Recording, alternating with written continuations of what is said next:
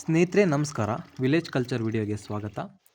ನೋಡಿ, ಈ ವಿಡಿಯೋದಲ್ಲಿ ನಾನು ನಿಮಗೆ ನಾವು ಕುಡಿತಕ್ಕಂಥ ನೀರು ಮತ್ತು ನಾವು ಬಳಕೆ ಮಾಡ್ತಕ್ಕಂಥ ನೀರು ಎಷ್ಟು ಸುರಕ್ಷಿತವಾಗಿದೆ ಮತ್ತು ಅದರಲ್ಲಿ ಕ್ವಾಲಿಟಿ ಪರ್ಸೆಂಟೇಜ್ ಅಂದರೆ ಯಾವ್ಯಾವ ರೀತಿ ಮಿನರಲ್ಸು ಮತ್ತು ಲವಣಾಂಶಗಳ ಸಂಖ್ಯೆ ಎಷ್ಟಿದೆ ಅನ್ನೋದನ್ನು ಈ ವಿಡಿಯೋದಲ್ಲಿ ನಾನು ತಿಳಿಸ್ಕೊಡ್ತೀನಿ. ಈಗ ನೋಡ್ತಾ ಇದ್ದೀರಲ್ಲ, ಇದು ಮಳೆ ನೀರು. ನಾನು ಮಳೆ ನೀರು ಕೂಡ ಹಿಡಿತಾ ಇದ್ದೀನಿ.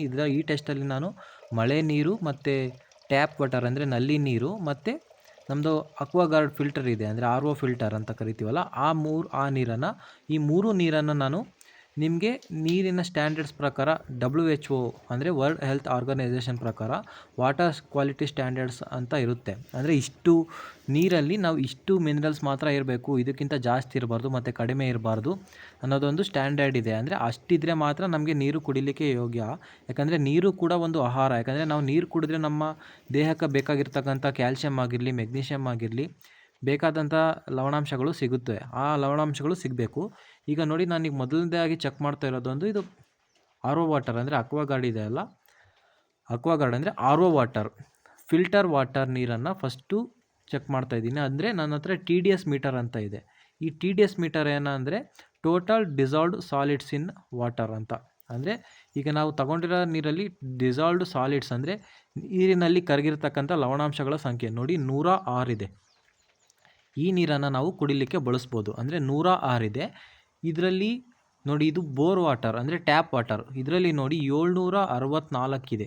ಈ ನೀರು ನಾವು ಬಳಸಿದ್ರೆ ನಮಗೇನು ಸಮಸ್ಯೆ ಆಗುತ್ತೆ ಅಂದರೆ, ಇದು ಹಾರ್ಡ್ನೆಸ್ ಜಾಸ್ತಿ ಇರೋದ್ರಿಂದ ನಮಗೆ ಕಿಡ್ನಿ ಸ್ಟೋನು ಆ ಥರ ಆಗತಕ್ಕಂಥ ಸಮಸ್ಯೆ ಇರುತ್ತೆ. ಈಗ ನೋಡಿ, ಮಳೆ ನೀರು ನೋಡಿ, ಇದು ಯಾವ ಕಲರ್ ಇದೆ ಕಲರ್ಗಿಟ್ಟು, ಬಟ್ ನಾವು ನೋಡಿ TDS ನೋಡಿ ಎಷ್ಟಿದೆ, 123 ಇದೆ.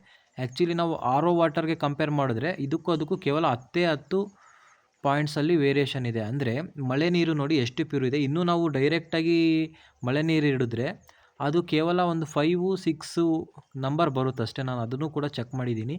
ಇದು ಈ ಥರ ಯಾಕೆ ಕಲರ್ ಇದೆ ಅಂದರೆ, ಯಾಕಂದರೆ ನಮ್ಮದು ಮೇಲ್ಗಡೆ ಶೀಟಿನ ಮೇಲ್ಗಡೆಯಿಂದ ನೀರು ಬರೋದ್ರಿಂದ ಡಸ್ಟು ಮತ್ತು ಮರ ಇದೆ, ಮರದ ಎಲೆಗಳೆಲ್ಲ ಬಿದ್ದುಬಿಟ್ಟು ನೀರು ಈ ಥರ ಕಲರ್ ಆಗಿದೆ. ಈ ನೀರು ಕುಡಿಲಿಕ್ಕೆ ಯೋಗ್ಯ, ಬಟ್ ಇದನ್ನೇನೆಂದರೆ ನಾವು ಬಾಯ್ಲ್ ಮಾಡಿ ಕುಡಿಬೇಕು. ಈ ನೀರಲ್ಲಿ ನಮಗೆ ಬ್ಯಾಕ್ಟೀರಿಯಾಗಳು ಜಾಸ್ತಿ ಇರುತ್ತೆ. ಸೊ ಈಗ ನೋಡಿ, ಇದು ಬೋರ್ವೆಲ್ ವಾಟರ್ ನೋಡಿ ಎಷ್ಟು ಬರ್ತಾ ಇದೆ ನೋಡಿ. ಬೋರ್ವೆಲ್ ವಾಟರ್ 800 700 to 800 ಇದೆ. ಇದು ನಮಗೆ ಬಳಸಲಿಕ್ಕೆ ಯೋಗ್ಯವಲ್ಲದ ನೀರು. ಅಂದರೆ ಈ ನೀರನ್ನು ನಾವು ಕುಡಿಲಿಕ್ಕೆ ಮಾತ್ರ ಬಳಸಲೇಬಾರ್ದು. ಮತ್ತು ನಾವೀಗ RO ವಾಟರು ಫಿಲ್ಟರ್ ವಾಟರ್ ಕುಡಿತೀವಿ ಅಂತ ಹೇಳ್ತೀವಿ, ಬಟ್ ಆ ಫಿಲ್ಟರ್ ವಾಟರ್ ಕೂಡ ನಮಗೆ TDS ಲೆವೆಲಲ್ಲಿ 60ರಿಂದ 120 ಇರಬೇಕು. ಅಂದರೆ ಅಷ್ಟರ ಒಳಗಡೆ ಮಧ್ಯದಲ್ಲಿದ್ದರೆ ಮಾತ್ರ ನಮಗೆ ನೀರು ಕುಡಿದಾಗ ಬೇಕಾಗಿರ್ತಕ್ಕಂಥ ಲವಣಾಂಶಗಳು ನಮಗೆ ಸಿಗುತ್ತೆ. ಇಲ್ಲಾಂದರೆ ಆ ನೀರು ಕುಡಿಯೋದು ವೇಸ್ಟು, ಅಂದರೆ ಯೂಸ್ ಇಲ್ಲ. ಬರೀ ಎಲ್ಲ ಫಿಲ್ಟರ್ ಮಾಡಿಬಿಟ್ರೆ ನಮಗೆ ನೀರು ಕುಡಿಯೋದ್ರಿಂದ ಏನೂ ಉಪಯೋಗ ಇಲ್ಲ. ಯಾಕಂದರೆ ಲವಣಾಂಶಗಳು ಸಿಗಬೇಕಾಗಿರೋದು ಬಾಡಿಗೆ ಬೇಕಾಗಿರ್ತಕ್ಕಂಥ ಭಾಳ ಮುಖ್ಯ ಇರುತ್ತೆ, ಅದೇನೂ ಸಿಗೋದೇ ಇಲ್ಲ. ಈ ಮಾಹಿತಿ ನಿಮಗೆ ಇಷ್ಟ ಆಗಿದ್ರೆ ಈ ಚಾನಲ್ಗೆ ಒಂದು ಸಬ್ಸ್ಕ್ರೈಬ್ ಮಾಡ್ಕೊಳ್ಳಿ. ಮತ್ತು ಈ ವಿಡಿಯೋನ ಮತ್ತು ಈ ಇನ್ಫಾರ್ಮೇಷನ್ನ ನಿಮ್ಮ ಫ್ರೆಂಡ್ಸ್ ಆ್ಯಂಡ್ ಫ್ಯಾಮಿಲಿ ಮೆಂಬರ್ಸ್ಗೆ ಶೇರ್ ಮಾಡಿ. ಈ ಡಿವೈಸು ಕಾಸ್ಟು ಬಂದುಬಿಟ್ಟು ನಮಗೆ 150 ರೂಪಾಯಿ ಆಗುತ್ತೆ ಅಷ್ಟೇ.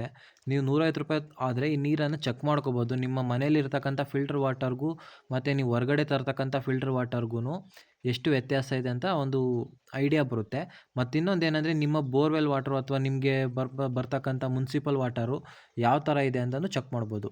Thank you.